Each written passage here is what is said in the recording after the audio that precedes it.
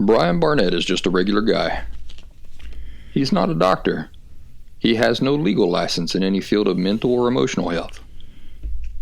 Brian Barnett merely shares the insights he's gained from his personal experiences for anybody who may choose to use such information as he or she personally chooses, while accepting full responsibility for his or her own individual thoughts, feelings, behaviors, and actions. Brian Barnett assumes no responsibility whatsoever for anybody's individual choice to expose himself or herself to any information that Brian Barnett shares, and by listening to this program, you're acknowledging that you, and only you, are responsible for your own thoughts, feelings, and actions. Happy Thursday, everybody. Welcome back to The Last Symptom Podcast. I'm Brian Barnett, the creator and host of The Last Symptom. Thank you for joining me again this week. It occurred to me right before I started the show, as I was getting ready to sit down here and record not just the audio, but as you probably know by now, I'm recording myself on video as well when I do these shows. And it occurred to me, I wonder how many of you out there are waiting to see when I rotate back around to a certain shirt. Because I've only got so many shirts, and I don't go shopping for shirts that often. And so when I sit down to do this show, that's one of the things that goes through my mind. I start to record the show with wearing a certain shirt, and I say to myself, well, I can't wear that shirt. I wore that shirt 2 episodes ago, so I got to change the shirt. I need more shirts. Well, again, I'm happy to have you back here with me again this week. We've got a really nice discussion to get into today, so I don't want to beat around the bush on that. Let's do some announcements, and then once we get the announcements out of the way, well, then we can do the conversation, and we won't have that hanging over our head. TheLastSymptom.com is my website full of free and paid resources. The paid resources support my work. They allow me to do this show every week, as well as engage in the other activities that are related to The Last Symptom. At The Last Symptom, the 2 paid resources that I offer there are one-on-one phone conversations with me, as well as one-on-one Zoom video conversations with me. And then, of course, there is the 2-week intensive pre-recorded course that's called The Last Symptom Fundamentals course. And because it's pre-recorded, it's a video of me giving you a visual presentation, sort of like a PowerPoint presentation. I have it divided up into 2 weeks. You can, depending on the pace that you go through the course, it could be longer, it could be shorter. It's just like college course if you take a college course online, but the purpose of the course is to help you lay down a solid foundation of insights that you can then continue to build upon for the rest of your authentic recovery.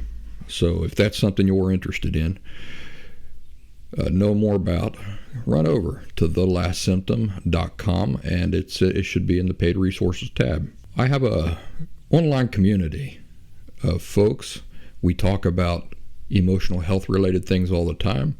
We also have fun things that we talk about that are not related to emotional health, but that group is insightful, it's intimate, and I'm active on there every day. If you'd like to join us, that's on the Locals platform. So there's 2 ways that you can join us there. You can just run over to thelastsymptom.locals.com in your web browser, or you can download the locals.com app from the App Store, and then just search for The Last Symptom by Brian Barnett. Pop right up. Love to see you over there and have you be a part of our group.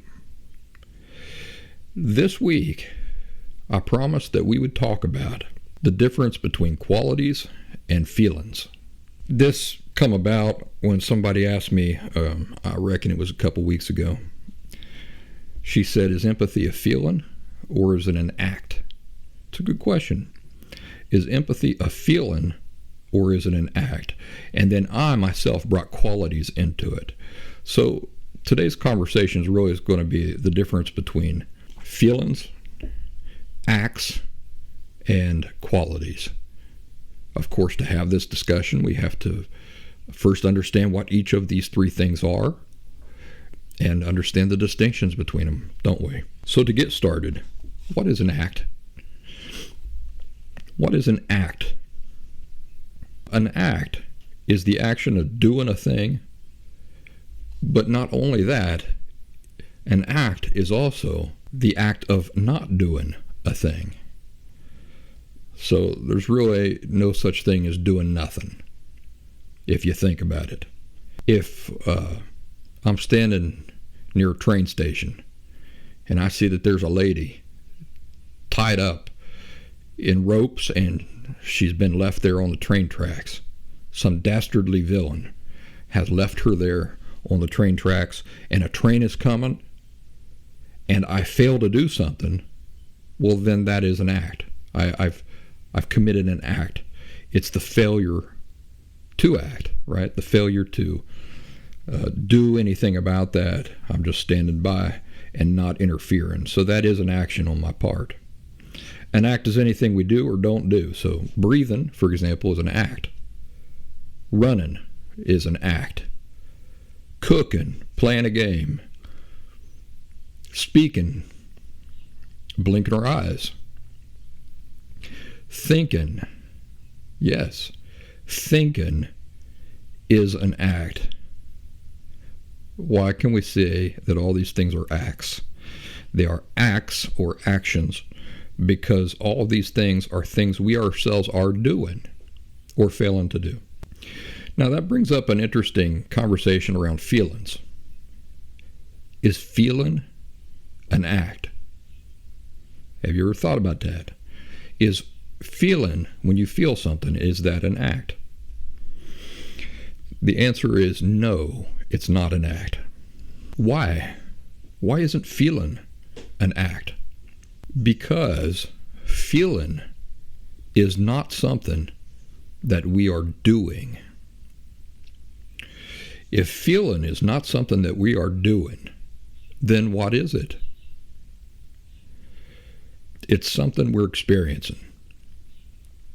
So for this reason, and think about this, it's for this reason, because feeling is not something that we are choosing to do, it's for that reason that feelings can't be classified as good or bad, right or wrong.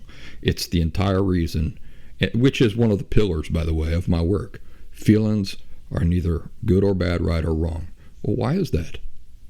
It's because it's not something you're doing. You can't be held accountable for what you feel because it's not something you have any choice over. Rather, what is the very nature of feelings? If it's not an action, if it's not an act that we are doing, something we're doing, then what is the very nature of what feelings are? And I just described it to you. It's an experience. It's an experience.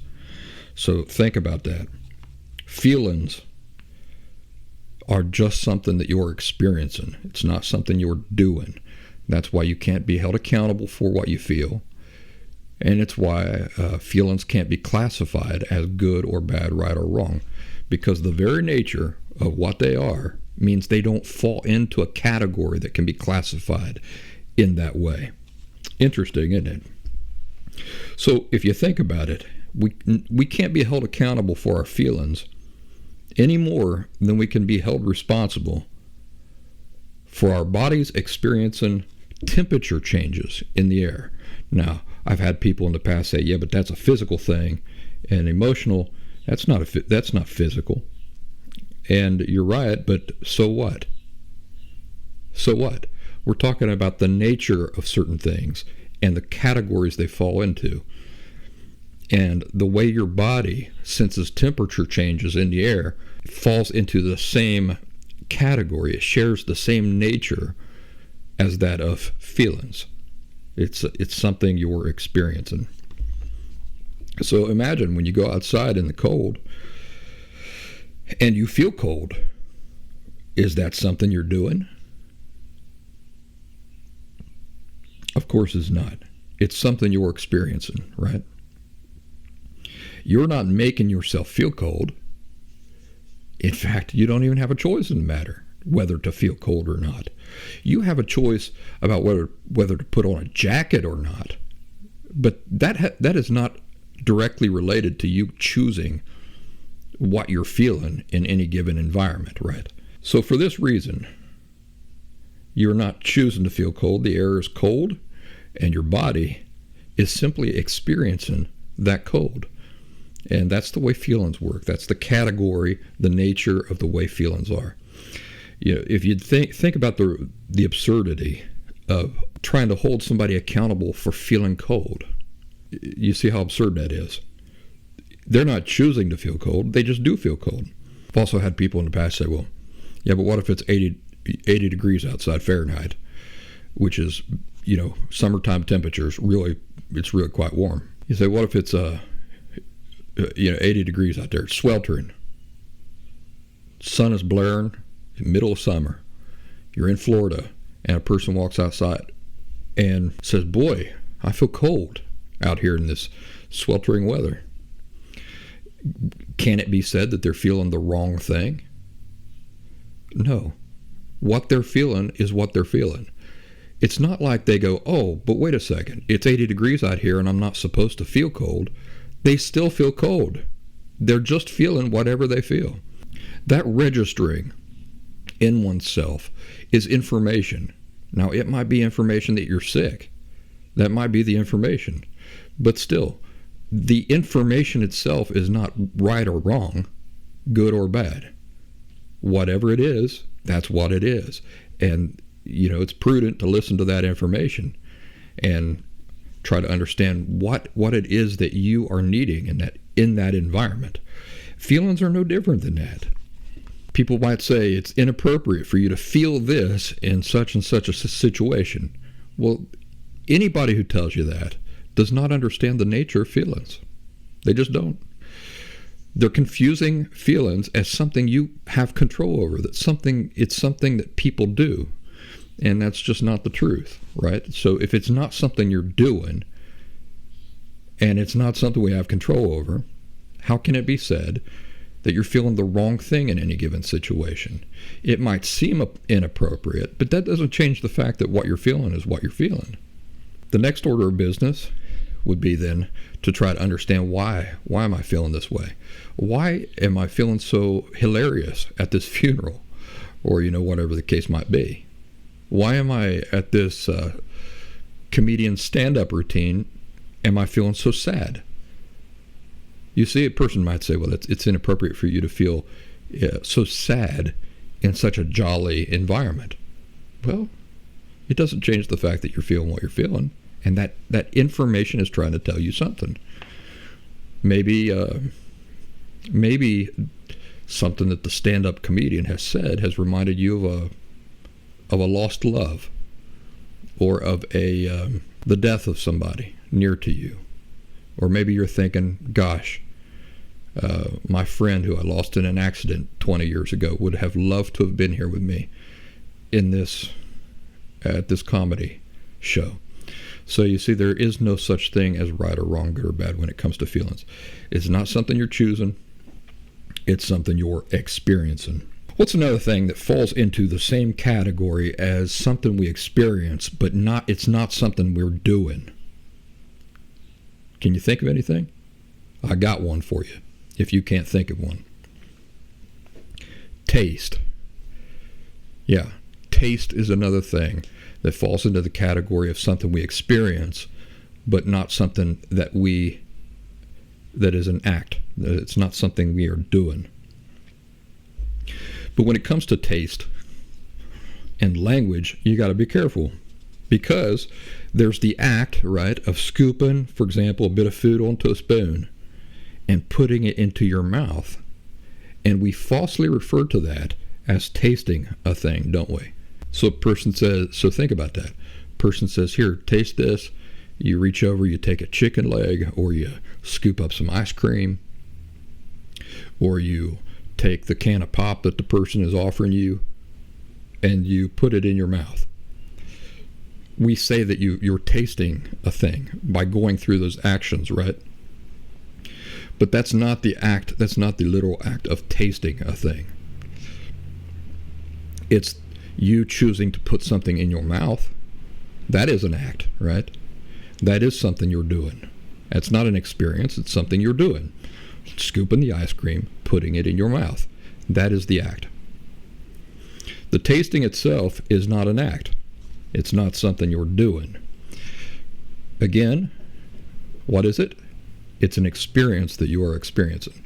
So once the food gets into your mouth and you experience the sensations, the flavors of that food, that is the true experience of tasting a thing. So are you still following me along? So far we've talked about acts, we've talked about feelings as being experiences, right? And we've distinguished between those two things. One is an experience that we're experiencing, and the other thing is an act. It's something that we have a choice to do or not to do. It just started raining pretty good, so I got the rain coming down. I know that it's probably not loud enough for it to really distract you, but the last time I was editing this and there was rain, definitely I could hear the hum. It almost sounded like I had an air conditioner running in the background, but it was actually a rainstorm coming down on my roof. So back to thinking. If you'll remember back when we first started having this discussion, and I talked about things that are acts, I included thinking into the category of an act. It's not an experience, it's an act. Why do we say that thinking is an act? Because we have full control over what we continue thinking about. Now, people who aren't willing to think very deep on the matter instantly will argue with that, and they'll say, nope. Things pop into my head all the time. I got no control over. Right. Well, that's why I said you don't have any. That's why I didn't say that you have full control over whatever you think. Instead, you have full control over what you continue thinking about, which for all intents and purposes is the same thing. Because if a thought comes into my head, whether I invited it or not, and I recognize that thought's there, I can choose to swat it away and think about something else. So for all intents and purposes, we do have full control over our thoughts. But the correct wording is we have full control over what we continue thinking about. So thinking is an act. I can choose to think a thing. I can choose to stop thinking a thing by choosing to think about something else. So that's interesting, right? We talked about acts. We've talked about experiences, things we experience, and the differences between those things. Now, as far as tasting goes, and that being an experience, think about this. You can reasonably be held accountable for what you choose to put in your mouth, right? Which we falsely refer to as tasting a thing. We can be reasonably held accountable for that because we have a choice in the thing. We chose to put the thing in our mouth. But can you reasonably be held accountable for the flavors and the experience of tasting the thing once it's in your mouth? No, can't be reasonably held accountable for that because tasting is not something we do. It's something we experience. So that's the difference between feelings and acts. Feelings are simply something we experience. Acts are things we do. We ourselves are doing that. Now back to empathy. Is empathy a feeling or is it an act? Interesting question, ain't it? After having contrasted feelings and acts, we now know what those two things are. Now we have to add a third thing, and that's qualities.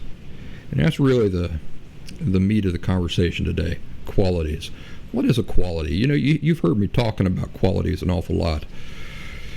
And so this conversation is probably overdue. What is a quality and where does it fit in? What is the nature of a quality? We have to discuss what qualities are in contrast to feelings and acts, because empathy, to answer the original question, is empathy a feeling or is it an act? Empathy is not a feeling or an act. Empathy is a quality. So now you see why we got to talk about qualities. Empathy as a quality involves feelings and acts. So, when you hear unhealthy people talking about how empathetic they are, how they're empaths, what can you immediately understand the problem with them is? How do you know they're unhealthy? How do you know that somebody is unhealthy the instant they start describing themselves as empaths? Well, the dead giveaway is that they believe empathy is a feeling. It's just a feeling. So that's the dead giveaway. If a person doesn't understand that empathy is not a feeling and it's not an act, but rather it is a quality, and if they can't tell you what a quality is, that's the dead giveaway.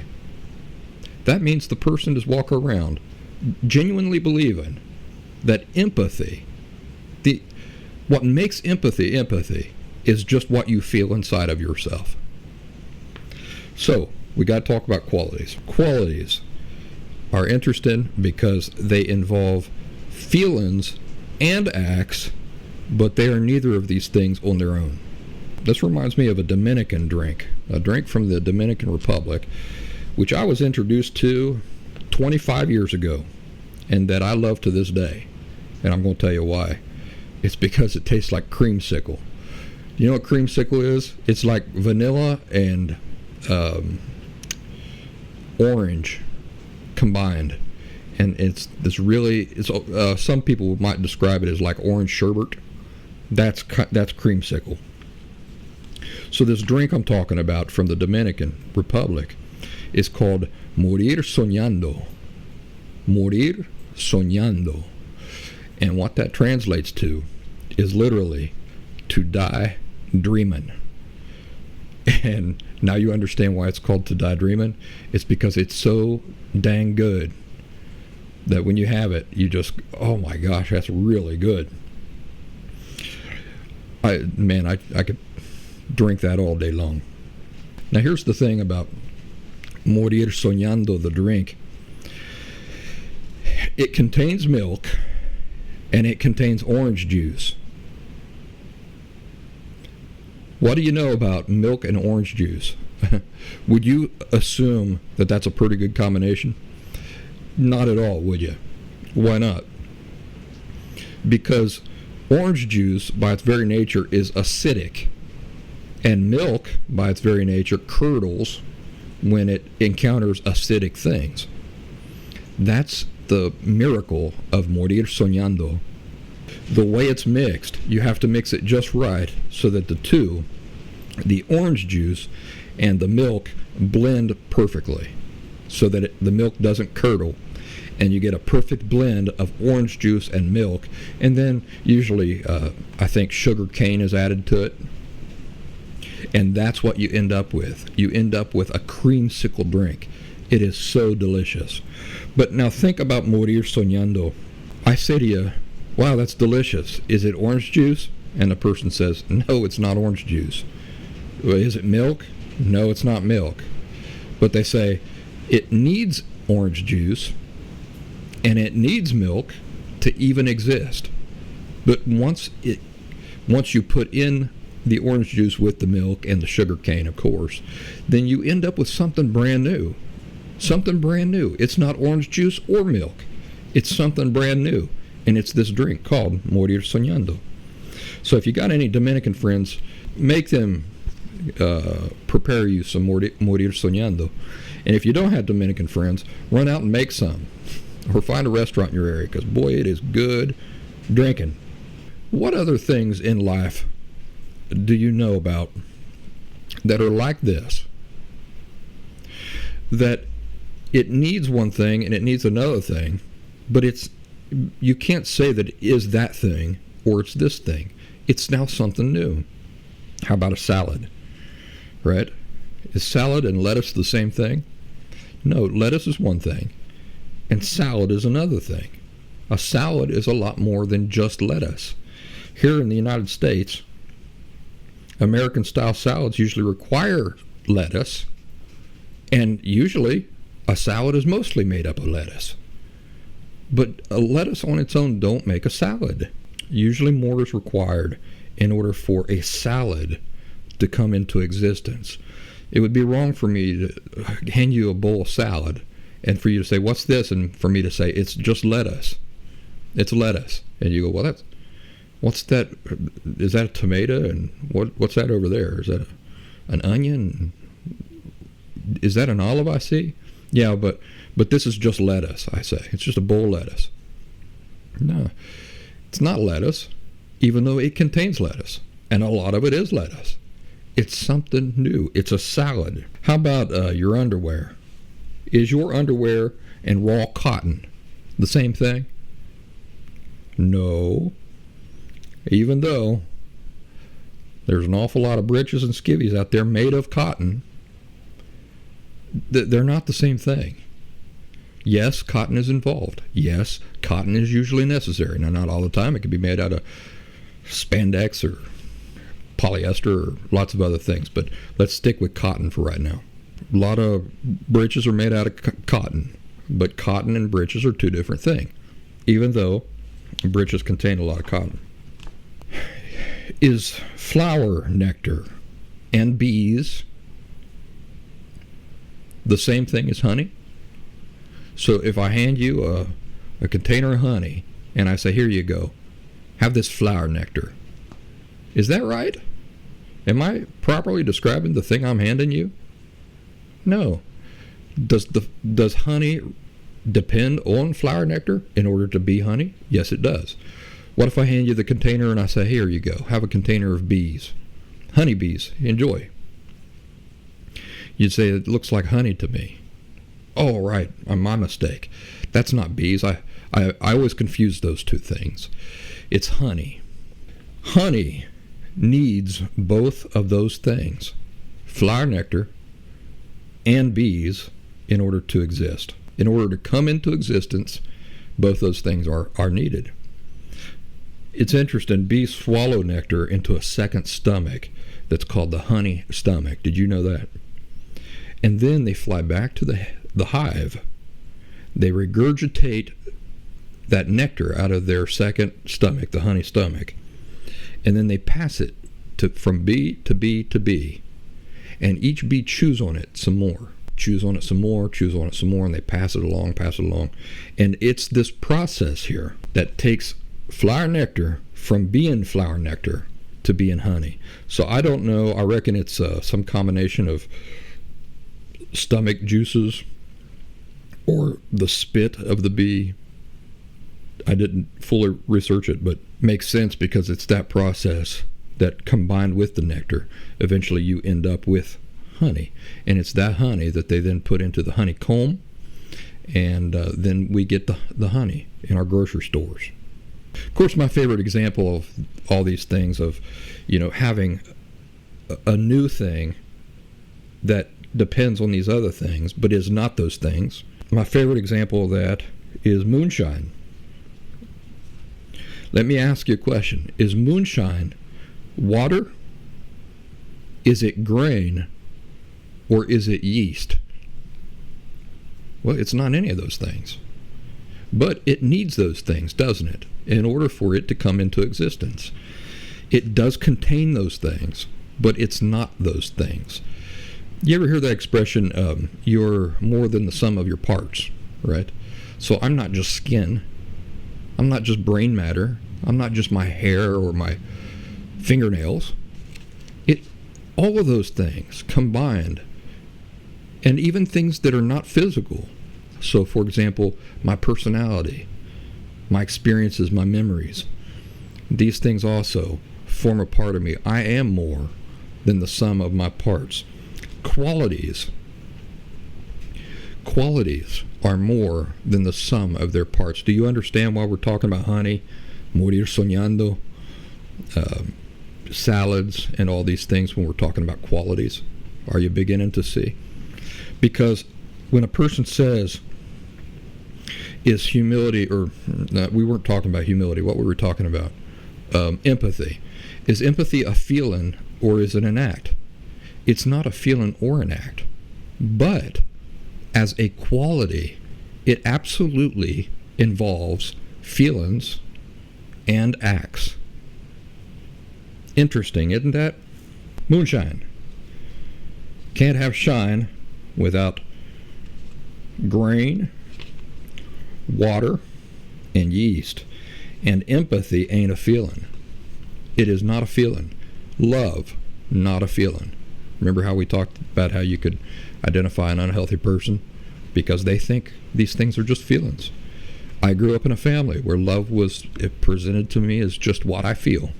If I feel strongly enough for somebody, that's love. And guess what? I can treat them any way I want as long as I still have that strong feeling for them. Treat them like dirt, and when they're hurt, I just tell them, no, but you don't understand, I love you still because of this strong feeling I have inside of me. But feeling, love, well, let's say this. Love is not a feeling. Empathy, not a feeling. They are qualities. So, like empathy, love is not a feeling or an act. But as a quality, it absolutely requires those things. It does require feelings. It involves feelings. And it also requires and involves acts. Try thinking of some other well-known qualities that you're aware of to help you understand the nature of what a quality is. I use honesty a lot as an example because it's effective and it's not too complex to understand why we say honesty is a quality. It's not just something you feel, and it's not just something you do. When we say that a person is honest, we're describing a quality that they have. It's not just something they're doing. When I say that, look at that person over there. That's Bob. Bob is an honest guy. I'll tell you that. If there's one thing I know about Bob, he's honest. I'm not just describing something that he's doing. I'm describing a quality that he possesses. Now, as a quality, honesty involves feelings. Yeah, sure it does. And it also involves acts. But it is inappropriate and inaccurate to say that honesty is a feeling or it is an act. So how does it involve feelings? Well, for example,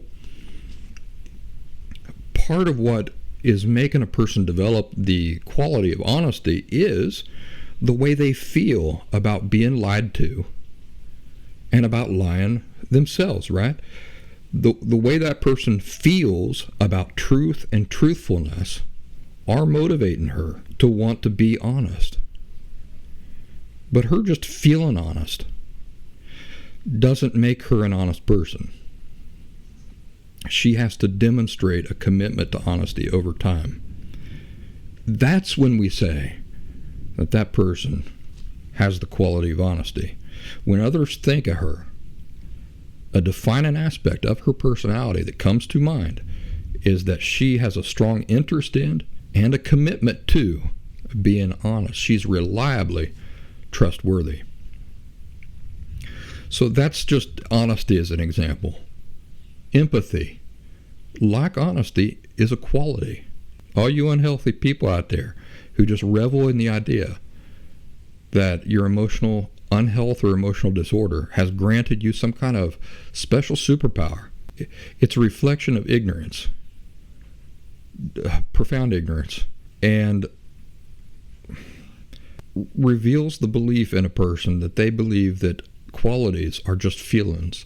So, and it's no different than love. For example, my father telling me he loves me while at the same time abusing me. Abuse of any kind is completely contrary to what love is. So what can we accurately conclude about my father's attitudes? That he believes love is only affectionate feelings inside of yourself. You see, that's the belief that love, honesty, empathy. These are just feelings that I experience inside of myself. And I can completely betray those feelings and behave in completely contradictory ways to what those feelings represent. And I can still say that I'm experiencing empathy and love. Why? Because it's just a feeling. I still feel love. I still feel empathy. I still feel honest, even though I'm lying to everybody around me about everything. You see? But these things are not just feelings. Feelings do not determine reality. In any scenario, feelings are not the thing that we healthfully use to determine reality. Love is a quality. And yes, feelings are involved, action is involved, but it is not feelings and action just on its own. Empathy is a quality. Honesty is a quality. When my daughter gets testy and irritable with me, and instead of immediately taking offense, I first try to understand the context of her irritation, as if I were her, in her body, experiencing the world through her eyes, so that then I can understand her irritation from a first-person point of view, and then hopefully feel something similar to what she might be feeling, and then sympathize with it. This is me demonstrating the quality of empathy. The empathy may allow me to go from offense to a more compassionate response very naturally. Now, that's not a given for a reason I'll explain to you in a second. But pay attention to the fact that it's not just that I'm going through these motions for my daughter. What's even just as important as that? The reasons for why I'm going through those motions. What is motivating me to take the time to try to empathize with my daughter before taking offense? Well, if it's healthy, if it's true empathy, the thing that would be motivating me is care, kindness, love, patience, goodness, right? Love being the primary one. If I have developed the quality of love, it goes hand in hand very well with empathy. Because I love my daughter, I say, I don't want to treat her in any way that is not justified or that is heavy-handed or anything like that. So let me take a second here to try to put this into context. What must she be feeling? From what perspective is she coming from? Then I begin to feel what hopefully is similar to what she's feeling, and I can begin to relate from a first-person point of view. Now, the reason why I say that empathy may allow me to go from offense to a more compassionate response very naturally is that it's possible that after I empathize with her, I'll conclude that her behavior is still not justified. It's still not justified. It's still not excusable. So that's the reality with empathy. I developed the quality of empathy, right? I applied that quality in my dealings with my daughter to help me decide and arrive at a just and fair conclusion before I act or before I take offense or before I respond, any of those things. But it's entirely possible that at the end of it, after empathizing with her, I may still conclude, well, this type of behavior is still unacceptable. There still has to be some discipline involved here because it's just not justifiable. But then on the other hand, I might say, well, I can see that there are extenuating circumstances here, and yes, the way she behaved is totally justifiable. She didn't get enough sleep last night, and she doesn't mean what she's saying, or she doesn't understand how she's behaving, or she's limited by her true limitations as just a fallible person, dealing with the human condition like we all are. That I would let go. So let's we've been using love and empathy quite a bit in our examples of what are qualities. Let's talk about those some more, and let's also include some other qualities that are very fine qualities that we can all develop as people. And let's talk about the nature of them. And there's something interesting I want to share with you. We were talking about the honey salad, stuff like that. That applies to qualities, not just in the fact that, for example, they involve acts and our feelings. Qualities are beautiful because they don't just involve acts and feelings, but in order to exist, they involve other qualities. That is the amazing thing about qualities. A good quality can't just exist on its own. It absolutely requires, just like that flower nectar has to pass between bee to bee and bee and take on other substances in order to become honey and go through a process. Good qualities don't just exist on their own. They necessitate the development of other good qualities. That's interesting. Most people who are familiar with the Bible are familiar with these qualities, which the Bible talks about as the fruit of the Spirit, but they are qualities. Love, joy, peace, patience, kindness, goodness, faith, mildness, self-control. These are all qualities. As qualities, they have to be developed. None of these things are just things we feel. Patience, for example, is not just something we feel. Just like all these other things, these other qualities that we discussed, where they have to go through a process or they have to include other ingredients, all qualities are like that. Patience is one of those. So is kindness, goodness, all of them. So good and healthy qualities are not like separate, distinct things that stand alone on their own. That's important to know. It's not like I can acquire love independent of patience, goodness, kindness. I'd like that to sink in. It's not like I can acquire love by itself as a quality in the absence of patience, kindness, goodness, and other qualities. It can't exist that way. On the flip side, you can't truly be a kind person if you're devoid of love as a quality. Do you see that they're interconnected? They all depend on one another. So think about love and empathy. Empathy requires love. Do you remember I gave the example of my daughter, how I was able to apply that quality to her benefit in that example? And I talked about motives. What is motivating the empathy? Is what is motivating it some selfish need on my own part? No. And unhealthy people, they don't realize it. It's not usually conscious that they're doing that, but that is their motivation for their quote-unquote empathy. It is a selfish, self-serving motivation.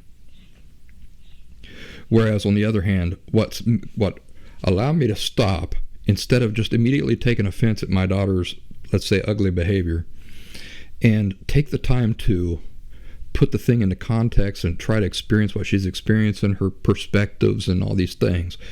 What was motivating me to do that? What was motivating me to do that is that I love my daughter. Because I love my daughter, I want to be kind to my daughter. Because I want to be kind to my daughter, I'm willing to be patient with my daughter. Do you see how good qualities are very interconnected? Now, this is true for bad qualities too. Definitely true for bad qualities, but we don't have time to go into all the bad qualities today. Maybe we'll do that on another discussion. Today we're talking about good qualities. Part of your homework would be to, after we have this discussion, would be to go out into your own life and try to distinguish, is this an act? Is it an experience? Is it a feeling? Or is it a quality? We're only discussing a very limited number of these things today. I'm just trying to give you enough examples so that you can begin to classify things appropriately yourself in your own lives. Think about a relationship, a romantic relationship, where a partner claims to love the other partner, but does not see the importance of empathy and never demonstrates empathy toward the partner. Can that be real love? No, it absolutely cannot be. Love requires empathy. The quality of love requires the quality of empathy. And what does the quality of empathy require? It requires the quality of love. So think about your relationships. How long have you been going along believing that love is just what you feel inside yourself? Do you understand that there are lots of reasons you might feel affection for somebody? And 100,000 of those reasons could be completely unhealthy. Completely unhealthy. You might be codependent. You might be possessive. You might be lustful. And I'm not saying that lust, for example, is bad. I don't believe that lust is bad. I think lust is a spice of life, especially in a sexual relationship. Lust is just delicious, isn't it? But lust can exist completely devoid of love. Lust can exist completely devoid of love. How many people do you believe in the world have just lusted for another person or wanted to possess that person? Think about this. How many people want to be with other people because of because of the validation they think that person, because of their beauty or whatever, will provide for their own lives, right? Is that selfless? No, that's not selfless. That's not love. But the person might still be experiencing tremendous, great feelings of attraction and desire and affection, and it's not love. Why? Because love isn't a feeling. Love is a quality. And love is the healthiest of all qualities. So how can you take a thing, the thing in the entire universe that is the healthiest of all qualities, and say that a person who is experiencing feelings of desire or affection for selfish reasons, for purely selfish reasons or primarily selfish reasons, how can you say that person is experiencing love? The only reason you would say that or believe that is because you don't know that love is not just what you feel inside yourself. More is required. Why is more required? Because it's a quality. It's not just a feeling. So the partner never sees the importance of empathy, doesn't demonstrate empathy, but swears up and down, I love you, I love you, I love you to the partner. Is that real love? It can't be. It can't be. Why not? Because love as a quality requires empathy. It's not just a kind of a thing. It can come, or you can take it or leave it and still possess love. No, genuine love requires empathy. And on the flip side, genuine empathy requires love. So do you see how these things are all very tightly interconnected? Patience and kindness, let's talk about that. Can a person possess one of these qualities and not the other?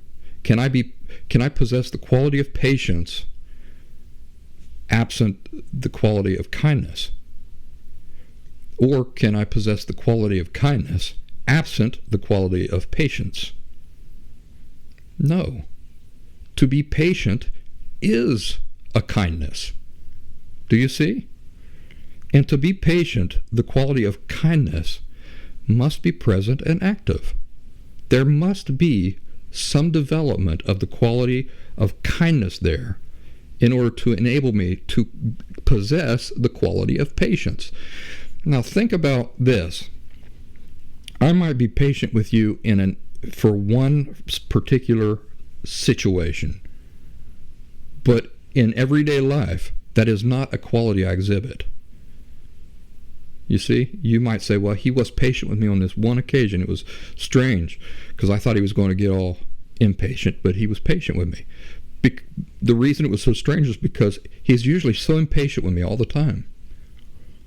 Can you say that person possesses the quality of patience because they were patient with you on one occasion? No. A quality is something that kind of permeates the way you are, your nature, right? And these are things that can be developed.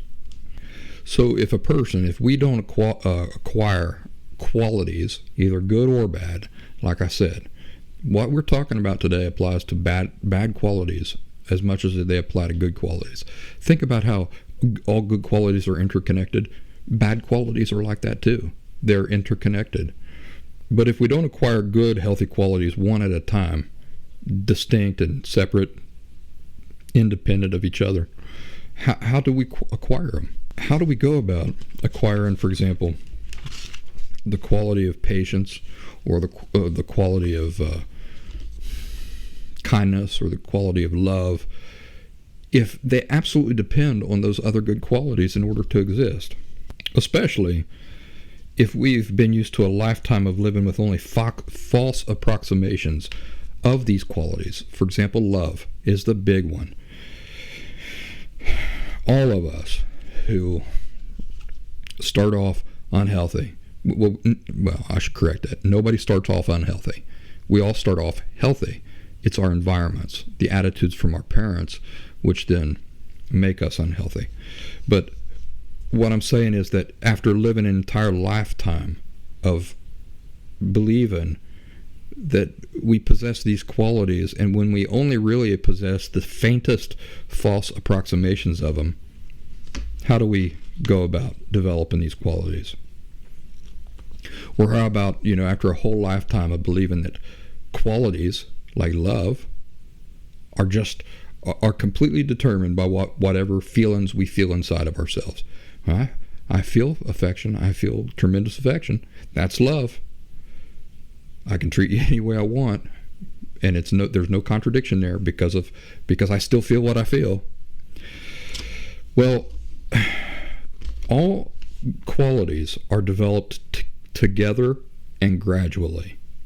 So this is where it's a little different than like bees making honey or turning cotton into underwear. Because they're all interconnected, they all develop together. Slowly and gradually.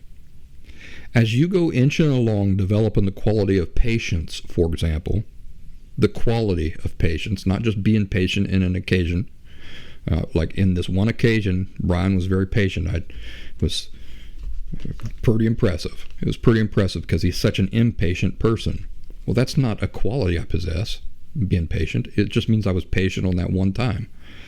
So how do I develop the quality of patience? Well, as I go along, inching along, developing the quality of patience, for example, I necessarily and simultaneously am gradually strengthening other qualities at the same time. Think about how much love is required to demonstrate patience, for example.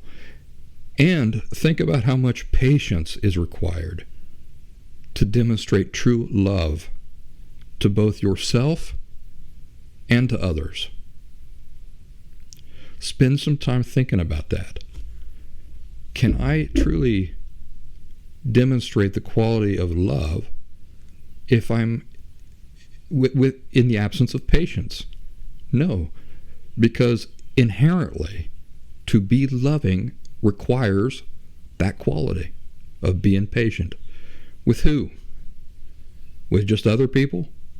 No, it all starts with ourselves. How loving and patient am I with myself? Because whatever I view as justifiable and acceptable in my treatment and my dealings with myself, then necessarily this will apply also to my dealings with other people as well.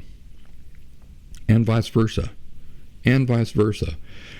Think about that example I used about demonstrating empathy with my daughter. What was another thing that was helping me exhibit that quality for her? Well, because if I were her, I wouldn't appreciate somebody not taken the time to empathize with me, to try to understand how I'm feeling right now, to understand the context of the situation. So these things are all interconnected. That's how it was for me, by the way. You're probably wondering, if you're somebody who's at the beginning of this, Barnett, how did you get there? Like, what's the process for that? The process for that is you have to be mindful of things like love, patience, kindness, goodness, and understand that they do not exist independent of each other. They're interconnected. It's like, I'll tell you what it's like. I was just thinking of like a tank that has like tubes in it. As you're filling up the tank, the water level in all the tubes rises together. It's not like one tube fills up and then the next tube and then the next tube. If they're in that tank, as you're filling the water goes into the tubes, and the tubes, let's say you got 5 tubes, the water rises in the tubes almost perfectly together. That's what it's kind of like developing any quality. You got to understand, starting off, that if I want to develop the quality of love, of authentic, genuine love, for example, I can't do it in the absence of patience, of kindness, of these other good qualities. You're developing them all at the same time. So that's the nature of the way that works. They gradually develop together.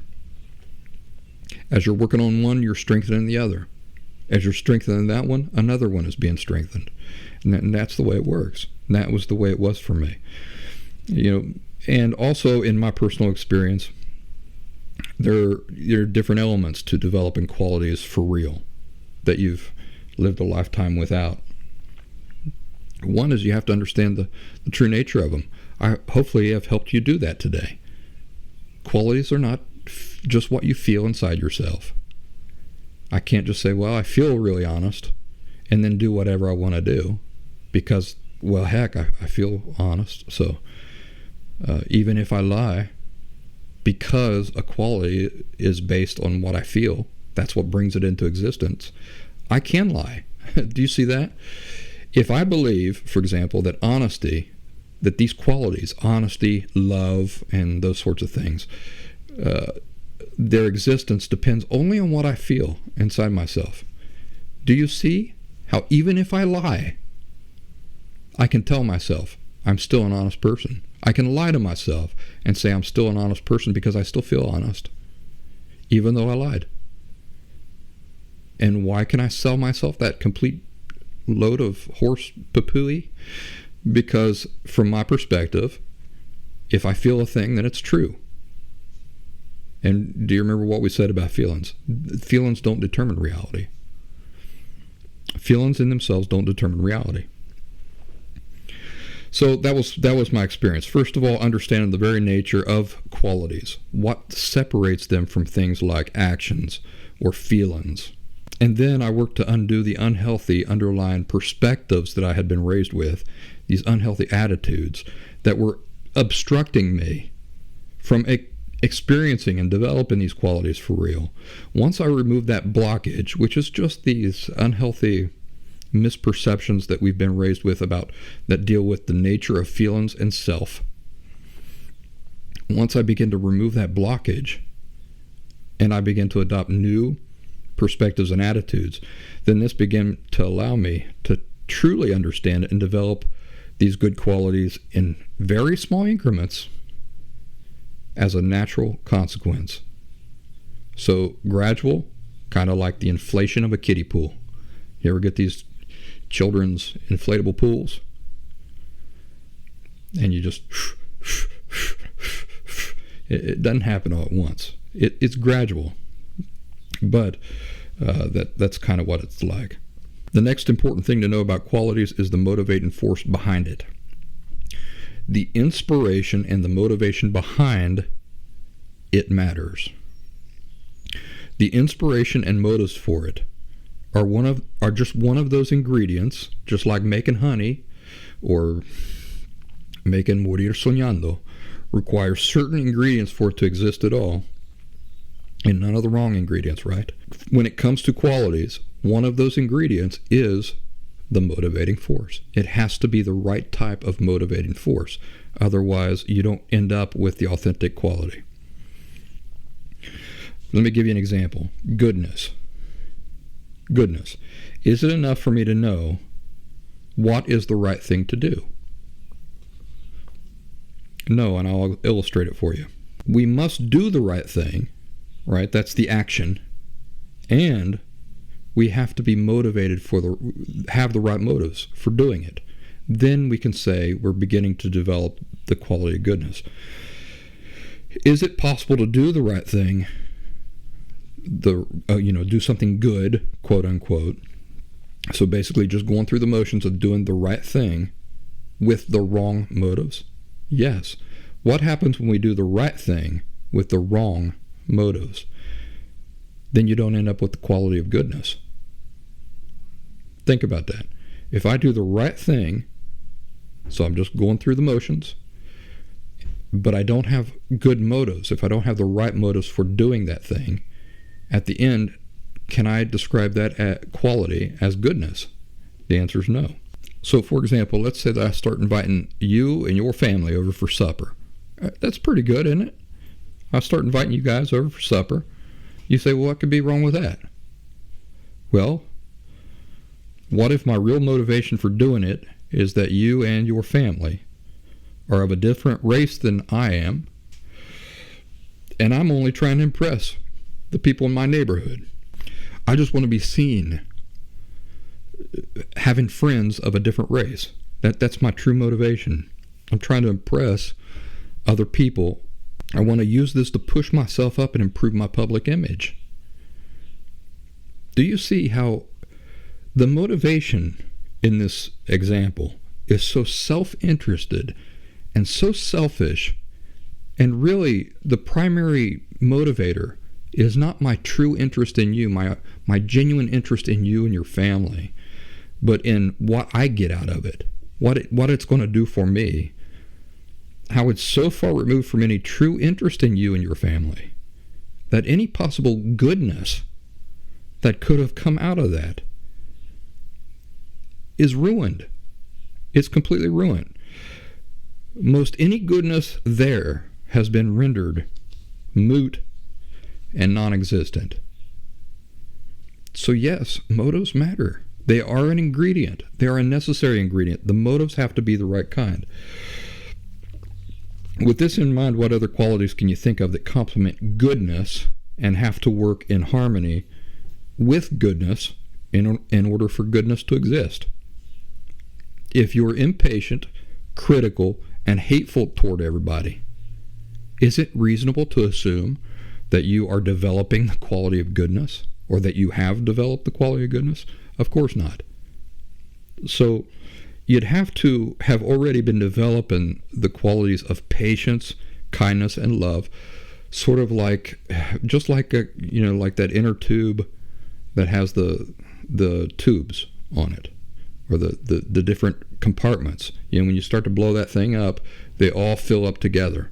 Or just like that water tank I talked about earlier that has the tubes in it. And as you fill up the water tank, the tubes begin to fill all together. That's what it's like to develop qualities, good qualities and bad qualities alike. We're focused on good qualities, of course. So you'd have to have already been developing the qualities of patience, kindness, and love at the same time that you're trying to develop in yourself the quality of goodness, wouldn't you? Yes. Goodness cannot exist in the absence of the qualities of patience, kindness, and love. Joy is interesting because joy is dependent on goodness. And joy is not just the quality of being cheerful. This is kind of like the discussion we always have about the difference between happy and content. Right? When we talk about content, we're talking about an underlying state.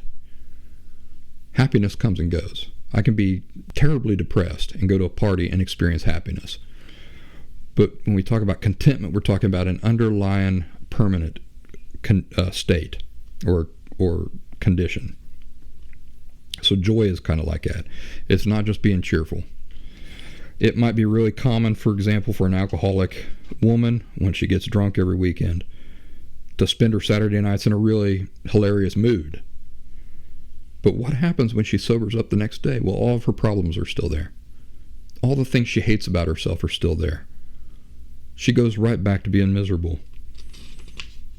Her momentary exuberance was not true joy. Joy, like contentment, is an underlying condition. It's a deep-seated quality. And it's been defined as the emotion excited by the acquisition or expectation of good. So, can you develop joy, true joy, authentic joy, absent goodness? No, you can't. Do you see how they're all interconnected? They fill up together. So when you're starting off and you've not developed any of these qualities in a genuine way, you got to be patient with yourself. There's another quality. You got to be patient with yourself and allow time for these things to begin to fill up all together, and to be forgiven of yourself while you're waiting. And what's that? That's patience. That's the way it works. And when it comes to joy, a person can be disturbed about something but still be experiencing joy in the heart. And joy is so nice is because we're better able to cope with life. It's because life throws all sorts of things at us. And when you get healthy, that doesn't go away. The bad and the good still keep coming. Contentment can still be experienced, so can joy and these other qualities. Ladies and gentlemen, that's the show for this week. I wanted to thank you. A few episodes back, I said, please like the episodes that you like. If you don't like it, don't like it. What I mean is press like on YouTube or Rumble or wherever you're listening to this at or watching it. And you folks really came through. Now, I wanted to tell you what happened because of that. The viewership for that episode on YouTube shot up, double and triple. And so I just wanted to thank you for that.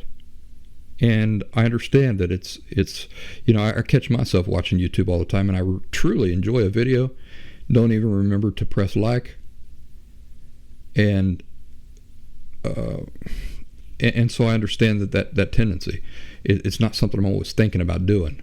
But if you wouldn't mind, if you liked this episode, will you please press like? Because the algorithm, the way that the YouTube or Rumble is programmed then, is to say, well, more people are liking this show, let's suggest it to more people. And that's the way that works. And then more people get exposed to it. So I just wanted to thank you. And also, maybe that's a reminder I'll start giving you regularly. Can't go through an episode without me trying to say regularly. So, again, I really appreciate you folks joining me this week. I hope you have a wonderful weekend. And I hope you've really enjoyed this conversation about the distinction between qualities, which I would say are the most important, because that is the Morir Soñando. Otherwise, you've just got milk and orange juice. And I hope that you find some real benefit in your life as a result of it. If you're trying to develop these qualities and you'd like a more intimate discussion with me about how you might go about it or what might be preventing you from doing that, schedule a one-on-one call with me there at thelastsymptom.com. You folks take care. I'll see you next week.